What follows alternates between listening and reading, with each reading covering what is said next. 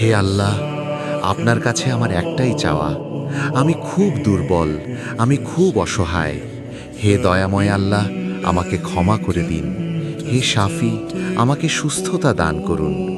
হে আমার মাবুদ, যদি আমি আপনার দরবারে, আপনার পবিত্র মসজিদে গিয়ে আপনার জন্য একটি মাবুদি সিজদা দিতে পারি, তাহলে হে আল্লাহ, আমাকে পূর্ণ সুস্থতা দান করুন। হে দয়ালু রব, আমি তো আপনারই বান্দা। আপনিই আমাকে সৃষ্টি করেছেন, আপনিই আমাকে বড় করেছেন, আপনিই আমাকে আপনার রহমতের ছায়ায় রেখেছেন।